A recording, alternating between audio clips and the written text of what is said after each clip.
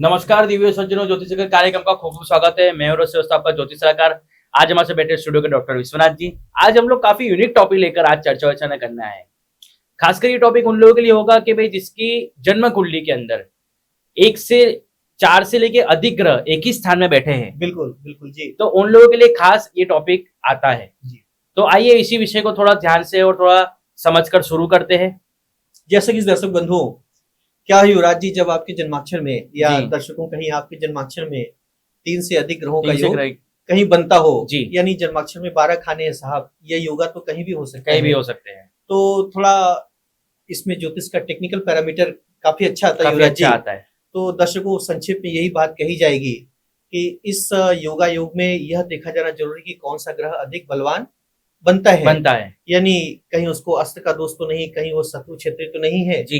यानी अगर 3-4 ग्रह एक साथ बैठे हो, कहीं भी बैठे हो सकते हैं जी। तो कहीं शत्रु के घर में तो नहीं बैठे हैं, किसी कोई ऐसी राशि में तो नहीं कि जो उसका शत्रु हो। अब जैसे यहाँ चंद्रमा ही है जी। अगर वो वृश्चिक राशि में और भी किसी ग्रह, मान लिया सूर्य है, चंद्रमा है, मंगल या गुरु के साथ कोई योगा बनाता है, अब वहाँ वृश्चिक का चंद्रमा बैठा हो तो इसके इफेक्ट बिल्कुल अलग हो जाते हैं। तो दर्शकों सबसे पहले तो ये देखा जाना चाहिए कि वो किस राशि में कहाँ बैठे हुए हैं। और युवराज जी यहाँ पे एक बात और आती है कि जरूरी नहीं कि 4 ग्रह का योग हो, 5 ग्रहों का भी हो सकता है, 6 और 7 तक देखे गए युवराज जी। तो युवराज जी अगर हम बात करें तो जैसा कि आप लोगों ने विगत ज्योतिष के एपिसोड में ज्योतिष से कई योगा योग का अपने निरूपण किया है जी, जो कि चंद्रमा के द्वारा बनाए जाते हैं जी। थोड़ा दर्शकों इस विषय की गंभीरता को समझते हुए हम इस टॉपिक को एक टेक्निकल पैरामीटर के रूप में बोलेंगे।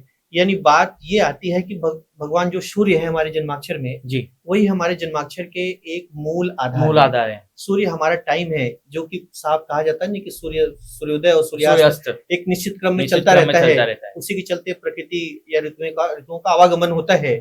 और साहब अगर हम बात करें चंद्रमा की, चंद्रमा हमारा मन है, हमारा स्पेस कार का है, यानी सूर्य से चंद्रमा की जितनी दूरी बनती है वो तिथियों की संख्या में आती है।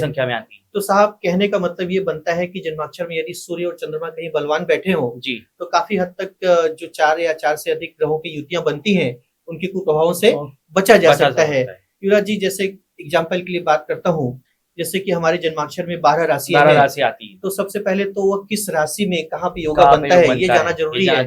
यदि संक्षेप में हम बात करें तो दर्शकों जैसा कि अगर हम मेष, सिंह और धनु राशि की बात करें जी, तो जैसा कि इनका स्वभाव फायरी नेचर है, यानी यह अग्नि प्रधान की राशि है। ये हमारे जीवन के पास्ट लाइफ की वासनाओं को दिखाती है, हमारे जीवन के पैशंस क्या है, हम क्या किस मिशन के लिए दुनिया में आए हैं जी, यानी हमारा धर्म क्या है, हम किस धर्म के रास्ते पे चलेंगे। जन्माक्षर हमारे लिए कौन सा धर्म का रास्ता बनाती है, यह हमें मेष, सिंह और धनु राशि से जानना पड़ सकता है युवराज जी। तो अगर इन तीनों राशियों में अगर ये 4 ग्रहों से अधिक ग्रहों की युतियां बनती हो तो साहब उसके अकॉर्डिंगली वो आपस में फल देंगे। अब यदि हम बात करते हैं यही कहीं यदि मिथुन, तुला और कुंभ राशि में ये युतियां बनती हो तो साहब ये जैसे कि ये राशियां स्वभाव में ही वायवी हैं साहब, इसमें कहीं कुंभ राशि शनि की आती है, कहीं शुक्र का आता है और कहीं बुध भी मिथुन राशि का स्वामी होता है। तो एक तरीके से अगर हम बात करें तो साहब इसमें हम अपने अगर 4 ग्रहों से अधिक योगा इन राशियों में बनते हैं तो हम अधिकतर हम देखे गए कि हम अपने भोग या प्लीजर कंटेंट की तरफ अच्छे आकर्षित होते हैं और प्रायः हम एकेडमिकल कैरियर करते हैं, यानी जीवन में हम अच्छी उन्नति कर सकते हैं। यदि यही कहीं राशि वृश्चिक, कर्क और मीन राशि में कहीं ये योगा बनता हो जी, तो यानी 4 ग्रहों से अधिक ग्रहों का योगा इन राशियों में बनता हो जी, तो जैसा कि कर्क वृश्चिक राशि है, जलचर राशियां हैं, ये वाटरी हैं साहब, ये कहा जाता है ना कि यह हमारे इमोशंस का दरिया है। ऐसा आदमी देखा गया कि प्रायः अपने इमोशनल अटैचमेंट के चलते काफी नुकसान उठाते हैं। तो युवराज जी यदि हम यही बात करें वृष, कन्या, मकर में तो एक तरीके से हमारे लिए फाइनेंस, ट्रेड और मकर राशि एक तरह से हमारे लिए सर्विस ओरिएंटेशन है। तो अगर इन राशियों में कहीं यह 4 या 4 ग्रहों से अधिक का योगा बनता है तो व्यक्ति काफी अपने काम के प्रति डेडिकेटेड होता है, वह डिंट ऑफ नॉलेज से भी पैसे कमा सकता है साहब, फाइनेंशियल रिचनेस भी आ सकती है जी। लेकिन ये तो युवराज जी जन्माक्षर का प्रॉपर विवेचना करके ही जाना जा सकता है। सबसे बड़ी प्रॉब्लम ही यही आती है कि जब तक जन्माक्षर सामने नहीं आते जी बिल्कुल तब तक पूरा एक जवाब मतलब कि एक ही रेमेडीज हम सबको नहीं दे सकते। बिल्कुल क्योंकि सबके ग्रह, सबके पॉइंट ऑफ व्यू, सबकी डिग्रियां बिल्कुल अलग अलग का नेचर अलग अलग हो जाता है। बिल्कुल। और जब 4 से ज्यादा एक ही स्थान पे अगर 4 से अधिक ग्रह आ जाए जी बिल्कुल, तब ये कहा जा सकता है कि समझ लीजिए कि एक उदाहरण के तौर पर अगर हम बात करें जी, तो अगर एक ही जगह पर अगर 6 लोग बैठे हो या 5 लोग बैठे हो, बिल्कुल, अगर उनसे सवाल जवाब किया जाए कि भाई आपको कहाँ पे जाना है जी, तो सबका जवाब अलग अलग दिशा में आएगा। जी।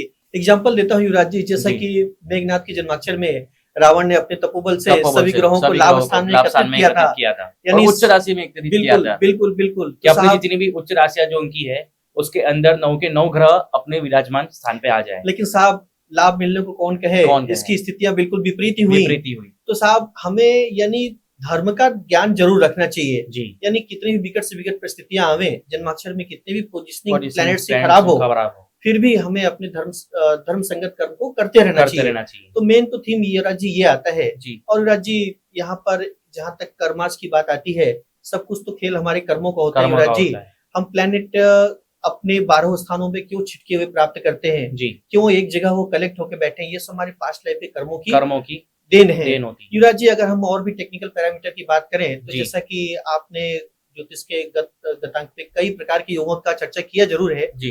तो जैसे कि सूर्य से बनने वाले योगों की बात करें, या जैसे लग्न में ही स्थित अगर 7 ग्रह स्थित हो तो ऐसे योगा को गोल योग कहते हैं। जी। यदि लग्न और द्वितीय स्थान के बीच में भी 7 ग्रह बैठे हो, यानी इन दोनों स्थानों में बटे हो, तो ऐसे को युग योग कहते हैं। युग योग भी कहते हैं, कई जगह पे इसे सिंहासन योग भी कहा जाता है। बिल्कुल बिल्कुल, कि भाई राजा समान सिंहासन के व्यक्ति की प्रतिष्ठा, अगर मान सम्मान इज्जत वो जन्म से ही वो चीज लेकर आता है। बिल्कुल बिल्कुल। युवराज जी कहीं केदार योग का निर्माण होता है, कहीं पे पाश योग का निर्माण होता है। अगर युवराज जी कभी कभी लग्न से 6 स्थान या 7वें स्थान तक बैठे हुए ग्रह को वल्लकी या दामिनी योग का भी नाम दिया गया। तो साहब ये जरूरी नहीं है कि इस योगा का कोई खराब इफेक्ट ही पड़े, अच्छे इफेक्ट आ सकते हैं। लेकिन साहब इसमें सबसे बड़े गेम मेकर तो राहु और केतु है। जैसा कि अगर हम बात करें ग्रहों के बलाबल के ऊपर, तो साहब राहु के दोष को बुध हनन करता है। तो अगर बुध का भी दोष कहीं जन्माक्षर में आता है तो मंगल इस दोष को समाप्त करता है। और अगर इन तीनों को दोष की हनन करने की बात आती हो तो शुक्र हनन कर सकता है। और अगर इन चारों के दोषों की हनन की बात करते हैं तो बृहस्पति इन चारों के दोषों का हनन कर सकता है। और इन 5 के दोषों का चंद्रमा और इन 6 ग्रहों का दोषों का सूर्य हनन कर सकता है।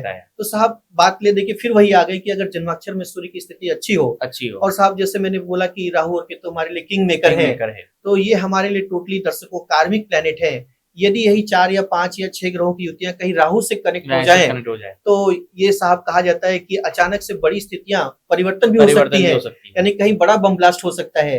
और यदि यही केतु कहीं इन 4 ग्रह 5 ग्रह या 6 ग्रहों से कहीं युति करता हो तो हमें जीवन में बड़े लाइबिलिटीज से अकस्मात मुक्ति का कारक बनता है। यानी हमारी जिम्मेदारियों का वो बार बार हमें आभास कराता रहता है। जीवन में हमारी कुछ न कुछ कमी रह जाती है साहब।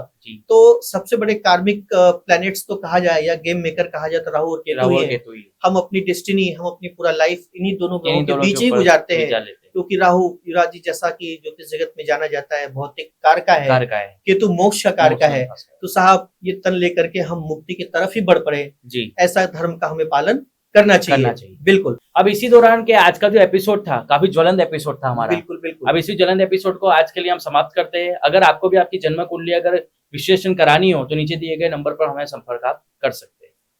नमस्कार।